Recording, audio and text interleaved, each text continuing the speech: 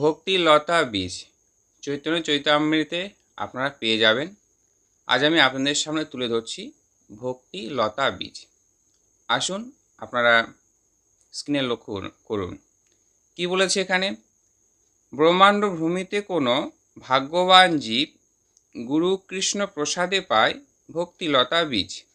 মালি হইয়া করে সেই বীজ আরোপণ, শ্রবণ কীর্তন জলে করয়ে সেচন।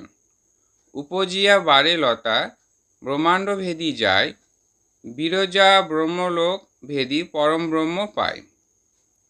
তবে যা তদুপরি গোলক বৃন্দাবন, কৃষ্ণচরণ কল্পবৃক্ষে করে আরোহণ। তাহা বিস্তারিত হইয়া ধরে প্রেমফল, ইহা মালি সেচে নিত্য শ্রবণাদি জল। প্রেমফল পাকি পরে মালি আস্বাদয়, লতা অবলম্বী মালি কল্পবৃক্ষ পায়। তাহা সেই কল্পবৃক্ষে করহে সেবন, সুখে প্রেম ফলরস করে আস্বাদন। খুব সুন্দর একটা শ্লোক আপনাদের সামনে তুলে ধরছি। তো এখানে কি বলেছে যে ব্রহ্মাণ্ড ভূমিতে কোনো ভাগ্যবান জীব। ব্রহ্মাণ্ড কি? ব্রহ্মাণ্ড হচ্ছে মানব শরীর। এই মানব দেহ জন্ম জন্মান্তর ধরে ঘুরছে, অর্থাৎ এ জন্ম পরজন্ম তার পরজন্ম যে দেহ ধারণ করছে, এই প্রত্যেক দেহটাকে হচ্ছে ব্রহ্মাণ্ড বলা হয়েছে। অর্থাৎ দেহ নিয়ে সে ঘুরছে, বারংবার আসা যাওয়া করছে। তাই বলছে ব্রহ্মাণ্ড ভূমিতে কোনো ভাগ্যবান জীব এরকম আসা যাওয়া করতে করতে যদি গুরু কৃষ্ণের প্রসাদে পায় ভক্তিলতা বীজ, যদি কোনো কারণবশত গুরু এবং কৃষ্ণের প্রসাদে অর্থাৎ প্রসাদ প্রাপ্ত হয়, তাহলে তাদের ভক্তিলতা বীজের উৎপন্ন হয়, অর্থাৎ ভক্তির উৎপন্ন হয়, অর্থাৎ বীজ পায়। তো প্রসাদ বলতে এখানে কি বোঝায়? যে প্রসাদ বলতে সাধারণভাবে আমরা যেটা দেখি যে অন্ন অর্থাৎ পঞ্চ ব্যঞ্জন দ্বারা নির্মিত, একে প্রসাদ বলা হয়। এটা মূলত প্রসাদ নয়। কেন প্রসাদ নয় আমি একটু বলছি।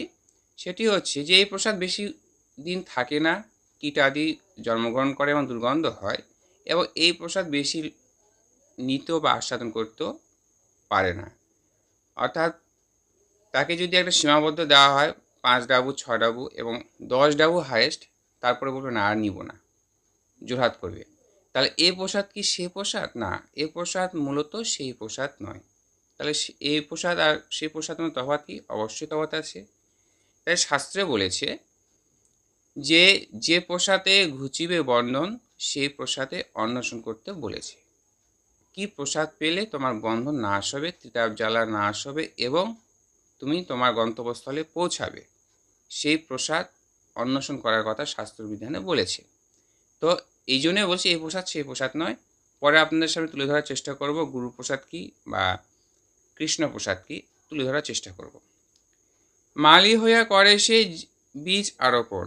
এখানে মালিটাকে, এখানে মালি হচ্ছে চৈতন্য গোসাই, যেটা তোমার কর্ণে বাস করে।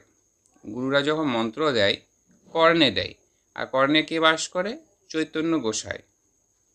সেই বীজ আরোপণ করলেও সেই বীজকে চৈতন্য গোসাই কি করছে? শ্রবণ কীর্তন জলে করে সেচন, সে সিঞ্চিত করছে যাতে সেই ভক্তিলতা বীজ উৎপন্ন হয়, মানে বৃদ্ধি পায়। উপজিয়া বারে লতা ব্রহ্মাণ্ড ভেদি যায়।